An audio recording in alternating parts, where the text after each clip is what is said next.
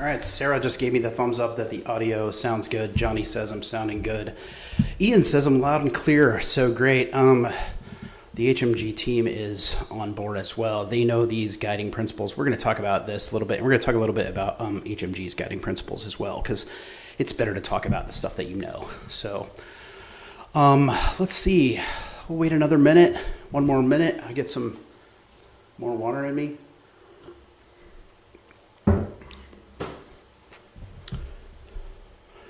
And then we'll get started.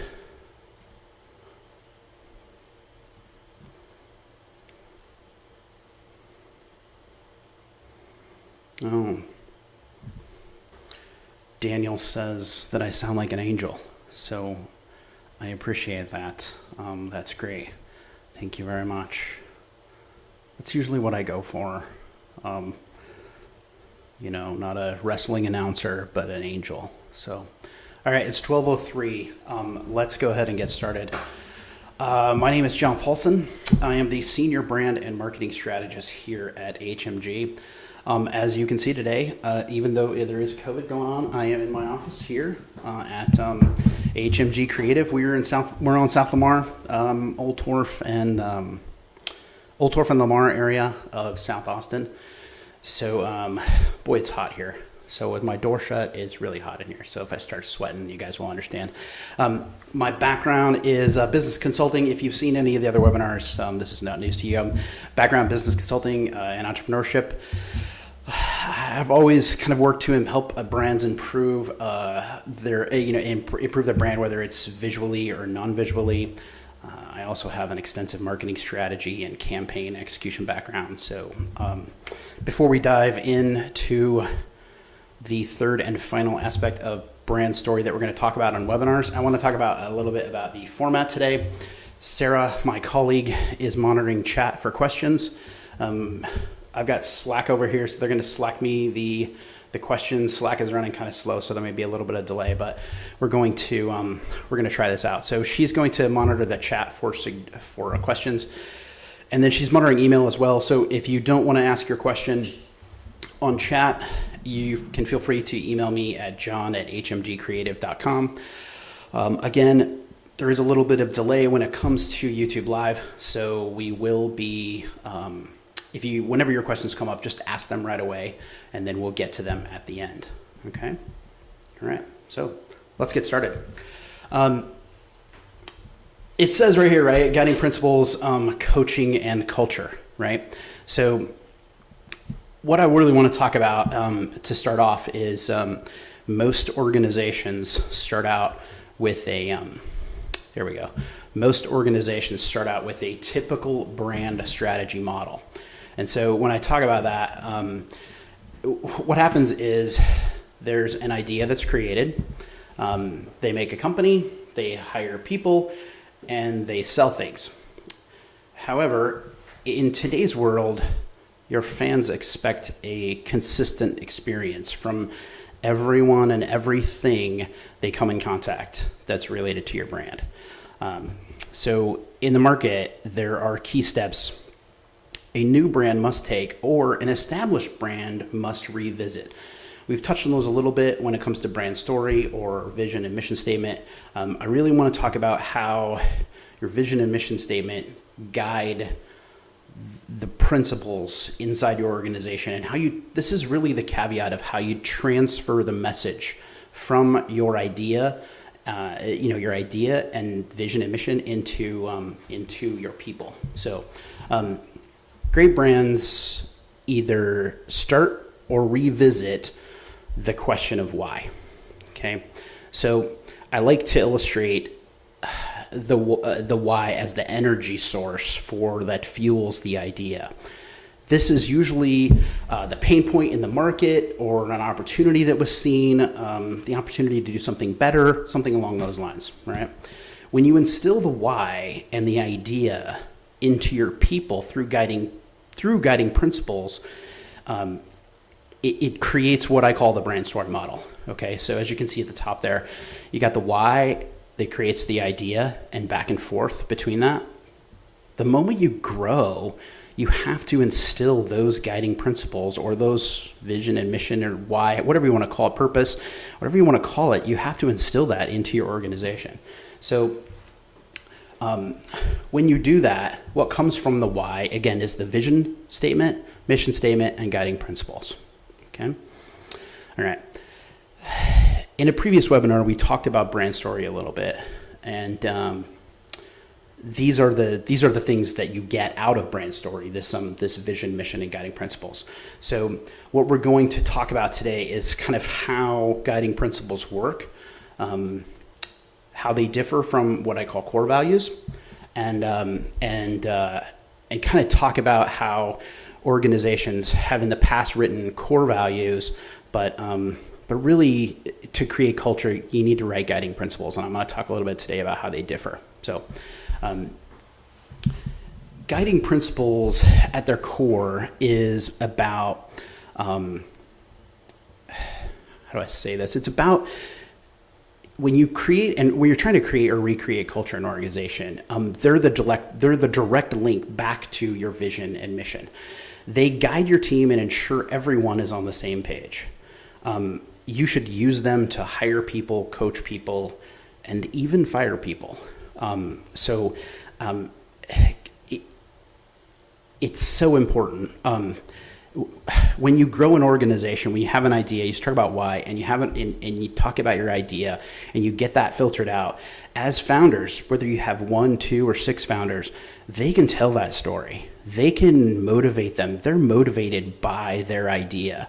When you start to involve others, that's when you really need to figure out how to instill that culture inside the people who weren't there at the beginning.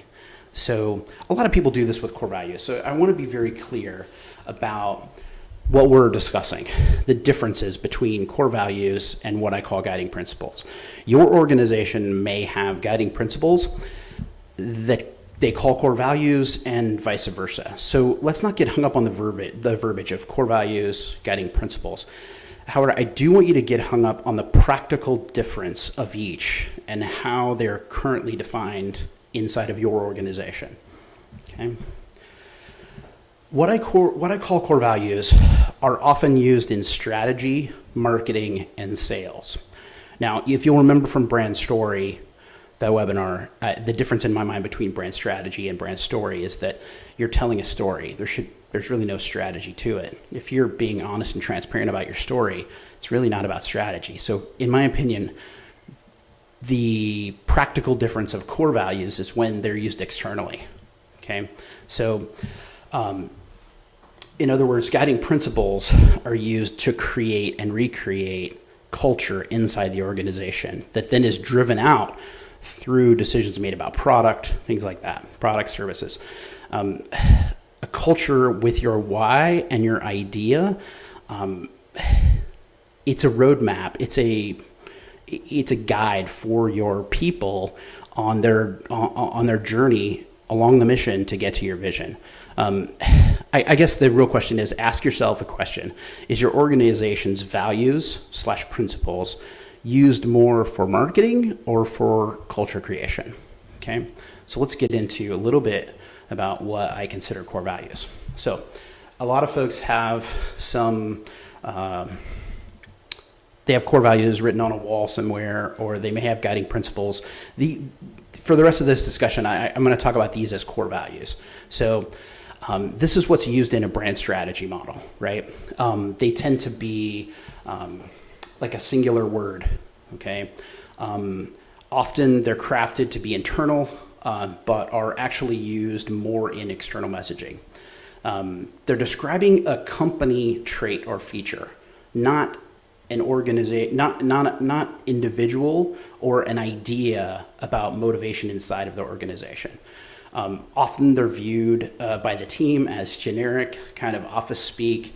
Many others view them as not genuine or maybe the status quo. So core values, in my mind, we have limited actual internal value, and there's very limited value when it comes to building brand culture. Okay. All right. So let's get to guiding principles and what's the difference. Okay. What's the difference in guiding principles? So use them to create action. So if you're trying to create culture, you want to create action. So having a singular word is great. The thought is great, but it ends up turning into a feature. When you add some action to it, it really motivates the internal organization. Let me show you. So other things about guiding principles. So they're used highly in coaching teammates. So we use them here at our office to talk to each other. It's kind of our brand language that we use to talk to each other. When you're building them, you want to be sure to use specific expectations. Remember, you're going to hire, coach, and fire by these guiding principles. Okay, they're very important. They should speak back to the vision and mission. So focus them on individual growth. This is key. When you have vision and mission set, and you set your guiding principles, and you're hiring folks that believe in the same things you believe about your organization, when you focus your guiding principles on individual growth, you inherently hire folks that are going to fit the culture you want to create. Okay? So, key point, focus them on individual growth. Be sure to have a direct relation to vision and mission. Just said that, right? And again, these have huge internal value.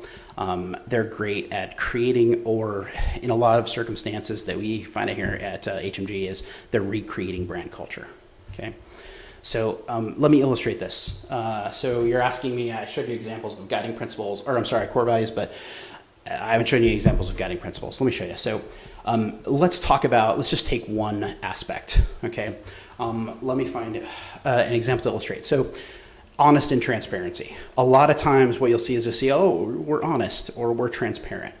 So let me take you to an industry probably that we've all, an industry that we've all had kind of interaction with. So let's say you work at a car dealership. We've all bought a car.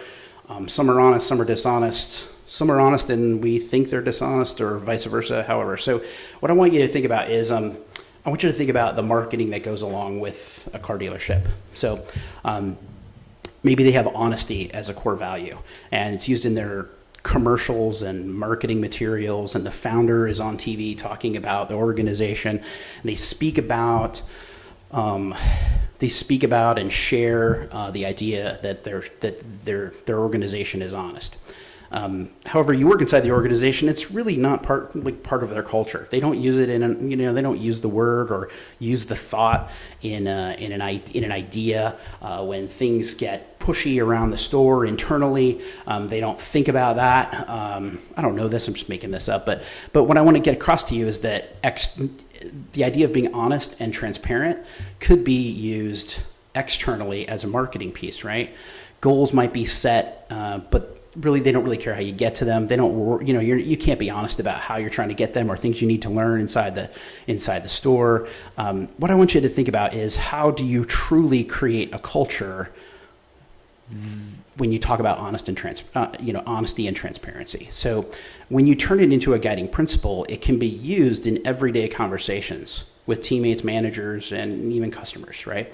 So use words like guide with, honesty, and transparency. Do you see the action we're putting in front of them?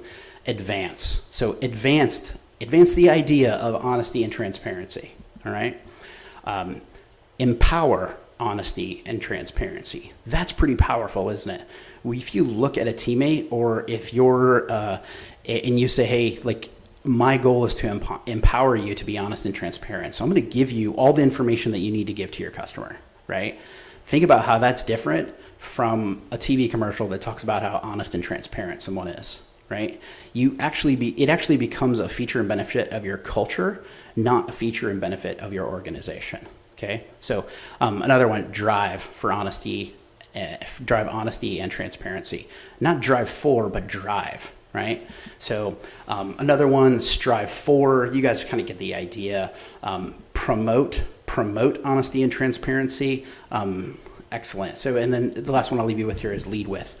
So lead with honesty and transparency. So imagine a high-level meeting inside of this organization, and the owner or the general manager says, you know what? I want you guys to lead with honesty and transparency, right? Tell them everything. Fill them all in, right? Think about the culture that would create. So when a guiding principle like lead with honesty and transparency becomes part of the vocabulary, you truly see your organization create or recreate a culture around it. And that's just one example. When it's ingrained in your culture, customers see it, they feel it, and they understand it. Okay, so, all right, John. So how does this specifically affect coaching and culture? All right, we touched on it a little bit in that example, but after all, the name of the webinar is Coaching and Culture. Let's take a look at it. So when you start with the why, and you build on top of that, when you coach, so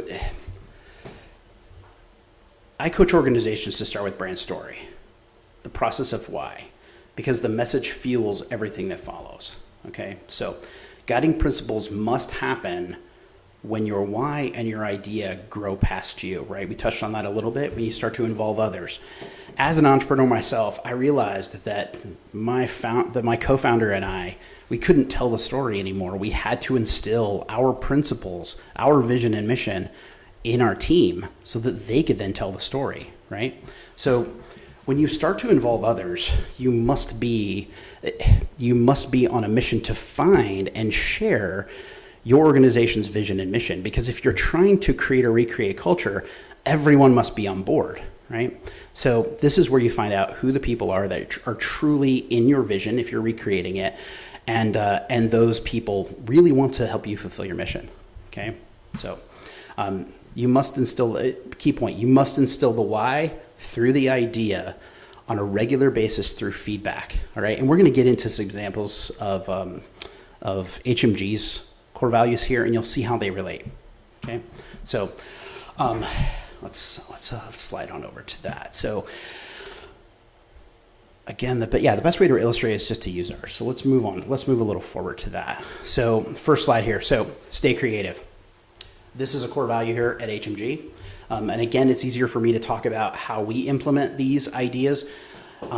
We could have easily had a core value that says creative, right? And we go around telling clients that, hey, we're creative, right? Which is true. It's not true, but I mean, it's not that it's not true. It's just that everyone probably says that. Every agency probably thinks they're creative and says it to people.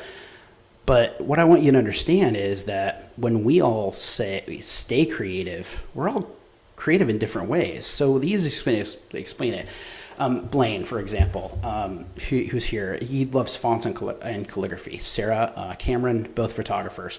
Daniel, Johnny, musicians. I love filmmaking.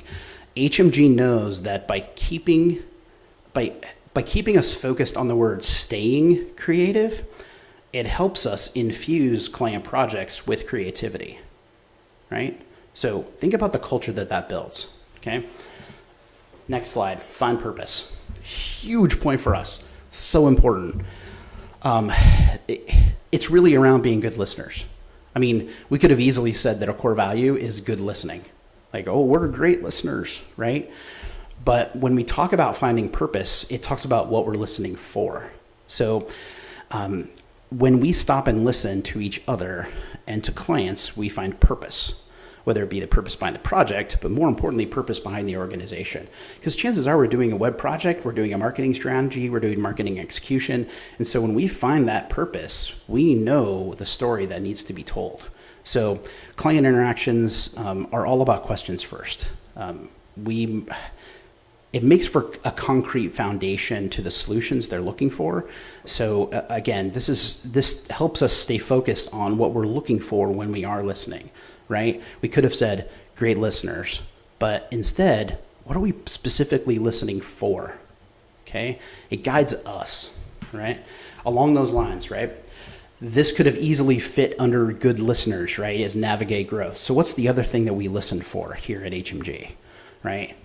Listening is so important to clients that we've actually broke it up into two separate guiding principles for us. So we listen for goals. So we listen for purpose, right, behind the organization. Then we also listen to the goals for the specific product. the specific project. All right. So let's talk about be accountable. This is another one here. This one may sound probably the most like a traditional core value that folks might see. However, I assure you that it's not. When we talk about being accountable, we talk about being accountable to each other. So doing what you say you're going to do, yes, that's very important to clients, and there are other agencies saying yes, that we're accountable. I want you to understand that we're accountable to each other here. So, and what I mean by that is when you understand that you are accountable to a promise that you've made, whether it be a promise to a coworker or to a client, when everyone has that idea of being accountable to the promise or to each other here, it's easy when things change or a scope for a project might change, and all agencies have a little anxiety and we go, gosh, this is changing a little bit. We didn't know this was coming. But when we're accountable to what we say we're going to do, and the client is accountable to that, then we know that there's no anxiety when it comes to checking in for an update with a client or checking on a project. Or checking on each other. So it's written on our wall out there, like it's be accountable. It does sound like a core value, but I want you to understand these are directions for us. This is the expectation inside of our culture, is that we make a promise and we keep it. Okay. All right. Next. Be good stewards. When your culture is around turning lights off, Ian does this all the time. He hops up and turns lights off around here. It creates a culture. Like we don't run the dishwasher till it's full, right? We install thermostats that save energy by shutting them. They rise in temp at night, right? When we create this idea of being good stewards of our community and our company, it inherently builds a culture that we are being good stewards of the assets of our clients. So you can't fake that. You can't, when it's in your culture, it's just something that's ingrained in us. We leave the conference room, we turn the light off. It sounds really simple, but when we do that around here, or when you build that type of guiding principle, that it really sets the precedent for all the work that you do inside of these four walls. So I want you guys to understand that this is an internal look at us, right? And so for our organization to create guiding principles in this way and create a culture around this, it really helps us and becomes second nature to us about, for this particular one, the assets of our clients. Okay. All right. Remain authentic. This is huge as well. There's no secret that we hire people here because they fit our culture. But you have to remain authentic. So what I mean by that is, remember, these are internal, and you're getting a look inside of the culture here at HMG. This one, it's a little more personal, but remember what I said is that guiding principles are about personal growth as well. Okay. The thing that motivates us when it comes to be authentic, we can say what we think, but be sure to say it all, right? I think that's the real thing about being authentic, is that you can start it off by testing the water and dipping your toe in the water to see how it is. But here, when you talk about remaining authentic, it's about something that you were before you got here. And so the reason you're here is because we want to hear it. And so we all know that we have the same vision and mission. So authentic communication that comes from that place, the vision and mission place, is the definition of mutual success. So that's why it's on our wall here. So if you've been to our office, this is what our wall looks like here at HMG. So I want you guys to understand that we could have easily said, we're creative, we're good listeners, we're accountable, we don't waste your money. We could have easily said all of those, but we believe, and I believe, that when you create guiding principles that create a culture behind that, in front of projects like that, as an organization, the work that comes after it is second nature, right? So I want you to remember a couple different points. So first point is, so we're gonna wrap this up a little bit, but so if you have Q&A questions, feel free to send them over, because I'm about 30 seconds, maybe a minute ahead of you. So make sure that you get your questions in. So point number one, build guiding principles from a place that you got your vision and mission from, right? That why and idea area, okay? Point 2, use words like promote, lead with, stay, find. These principles are there, like, when you build them like that, it's easy to use them, right? Sarah might be heading out for lunch and taking her camera with her, and she does some of the Instagram posts for us around here. And so we may look at her and be like, hey, stay creative, get some stuff, get some good stuff, you know? So like, that's what she loves to do. And so we'll do that. We use these around here all the time. So I want you to think of them as guiding principles, I want you to think of it as the directions for people who are navigating your mission and vision. So you never tell someone, right, directions like, oh, you go up here, you're left and then right and then straight. You never say that. Great directions, right? And that's what core values are, is the directions of left, right, and straight. Great directions, great brands, great guiding principles give directions this way. Move to the left lane, turn left at the green and white gas station. Go straight, but slowly, because you're going to turn right at the park. Okay? Big difference between core values and guiding principles. All right? So, Q&A. Let's see. Let me get to Q&A. Let's see. Here we go. Oh. Coaching tools. Here we go. There we go. Q&A. Not that you guys had to see the Q&A text there for it to be Q&A, but we're going to go with Q&A. So, all right, here we go. Let's see. First question, Terry. Let's see. Terry's in email. Yeah, it looks like Terry's in email. Okay, cool. All right. How do we go about implementing brand story and guiding principles when your organization is already established? First, get buy-in. Huge deal. I mean, this is not brain surgery, okay? Get buy-in. Here at HMG, the easiest way that here at HMG, when we do brand story, there's a workshop and interview process, and there's always different levels of folks inside the organization. Not only different staffing levels, different like management heights, things like that, hierarchies, but also like people who just started with the organization who, I mean, I was just on a brand story a couple of weeks ago, or a couple of months ago now, on one that had, the person, it was her first day and she's in a brand story workshop. So it is great.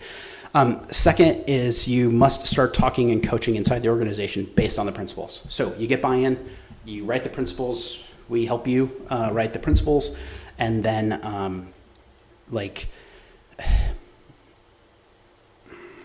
when you start talking about it inside the organization, it can sometimes seem silly. But what I'm offering you is HMG, for example. Instead of offering a core value of creativity, right? We offer the idea of stay creative. It's not an outbound marketing message. It's internal. Therefore, the tasks we create, the fun tasks around the office happy hours, any team building that happens should be around the idea of one of the core values, staying creative. Okay, so maybe we all head out for an hour and we are taking pictures of the areas around our office, to post to Instagram or whatever, right? It's keeping those of us that like photography and filmmaking, things like that. It allows us to stay creative, right? So again, what you have to do is not only talk about it, but you also have to instill those ideas in the tasks that you're working with, so that when you do coach based on them, it's offering up personal growth for the individual. Okay, so there's a huge difference between promoting an external message and the internal. Therefore, the creative product that we deliver, for example, and the happiness that drives our team is all based on that why and that particular guiding principle. Okay, all right. Let's see questions. Can you talk about the team aspect of guiding principles, motivating the group as a whole? I think it's just about. I think it's seriously. You don't really have to manage the group as a whole. which is great because, Sarah tells me all the time, hey, John, stay creative, or she'll tell me all the time, how are we going to navigate growth on this project? I mean, that's the terminology we use. That's part of our vocabulary. It's not some just cheesy thing that's written on our wall. We really use it. And so what's great about it is that you don't have to talk about it in a big group setting. We talk about it all the time here. So I think that the group kind of manages itself. And if you think about a culture, that's why you want to create that culture, right? Is because you want the group to kind of take it and run with it, right? Because in the earlier slide, we were talking about how as you grow, you can no longer, the founders of the organization, I mean, depending on your tenure, the founder of the organization may not even be there anymore. And so when you're trying to create that culture, you want people communicating between themselves, right? And I know when I was an entrepreneur, I had many people who worked for me that would look at me and remind me of a core value that we had written, because I wasn't living it right at that moment. And so be able to take that feedback is really the culture that you want to create. And I think that it can be sometimes when you're introducing them about group things, but the key is using them on a daily basis. All right. So let's see. When you're trying to recreate culture, everyone must be on board. What do you do with the people that aren't? Well, the first thing is no, the answer is not fire them. Sometimes it is, but you have to make sure that they're not on board. So you have to make sure that there's not some built up issue, some issues they had from a previous employer who had, core values written on walls everywhere and used them all the time, but really didn't live them. You have to make sure that you are, that your organization is truly living them. And if they are, then it's just a matter of coaching them. So, coaching them let's see. My company's a new startup. I'm a founder and only staff now. I'm clear on the culture I want to promote. Okay, that's great. I mean, of course, that comes from Deborah. Deborah, yeah, I mean, you should be. I don't mean that in the wrong way, but yeah, you should be. It's easy for you, but as your business starts to grow, I know this firsthand. As your business starts to grow, you're not going to be able to tell the story to everyone. You're not going to be able to shake every customer's hand or virtually, digitally shake every customer's hand and thank them personally, or tell them your story about how you started the organization, what the pain point was, and how your product and service and why your product and service is built the way it is. So what you have to do is you have to make sure that your guiding principles that you write for your organization, that they're the story that you tell every day, and they motivate the team that you do hire to tell that story. Okay. All right. Let's see. I think I got one more. Let's see. Sorry, my Slack is super slow right now because I'm running. Okay, here we go. All right. Jen, an email. How can your brand grow and change to remain authentic in the face of current events? Wow. I think that, wow, Jen, that's a great question. I think relating it back to brand story, vision and mission, it shouldn't matter. If you're telling story, if you're not telling strategy, if you're telling story, I challenge you to go back and look at the brand story webinar we had, I think it was 2 months ago. Go back and watch that, because I think that when you are truly telling your brand story, current events really don't matter. If you look at your organization and you think you need to pivot and have strategy, that's perfectly fine. And that's about marketing and maybe product development, things like that.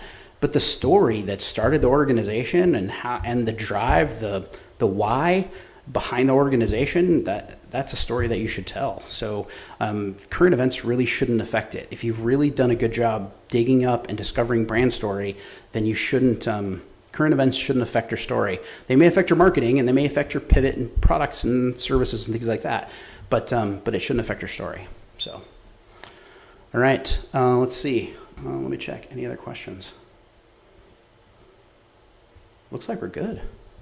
Okay, great. All right, cool. So, is this overwhelming? Yes, it's very overwhelming, and it can be. So I want you guys to know that this is where we talk about HMG as a commercial here. So we build brand story. This is what we do. We do web development, marketing strategy. We're a full service digital marketing agency here in Austin. So these are just two pieces. The pieces that we covered last month, vision and mission, and this month, the guiding principles.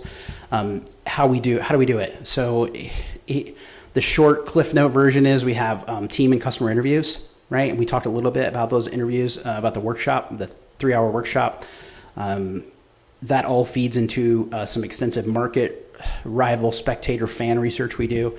So yeah, I mean, this is what we build when it comes to brand story. So yeah, let us know. I mean, you can, if you want to talk about, you want to start a project, that's what our website asks you to do.